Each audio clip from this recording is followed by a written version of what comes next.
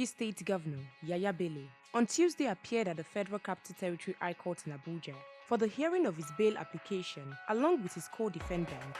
The proceedings were held before Justice Yahaya Bello at the Maitama Court.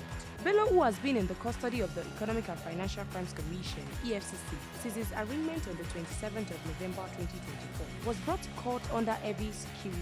The EFCC had previously declared him wanted over allegations of money laundering. The court, however, rejected the bail application of Yahaya Bello, citing procedural irregularities in the filing of the application. Justice Anei, while delivering the ruling, stated that the application was premature as it was filed before Bello was present in court or in custody. The judge said, having not been filed when the first defendant was either in court or before the court, the instant application is incompetent.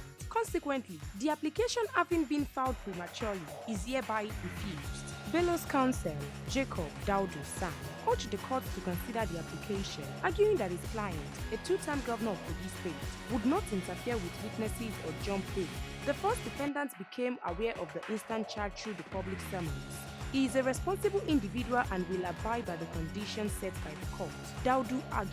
However, EFCC counsel Kemi Peniro San countered that the application was grossly incompetent as it was filed before the arraignment, contrary to the provisions of the Administration of Criminal Justice Act. Peniro emphasized that the timing rendered the application invalid, urging the court to dismiss it. Meanwhile, the second defendant, Umar Oricha, was granted bail in the sum of 300 million naira with two sureties.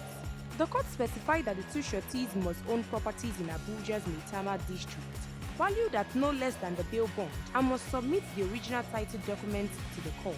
Justice Anai further directed that the sureties must dispose to affidavits of means and submit copies of their international passports to the court. Oricha is to deposit his travel documents with the court and remain in custody until all bail conditions are met. Stay tuned to NaijaNews TV for more news updates and exclusive videos.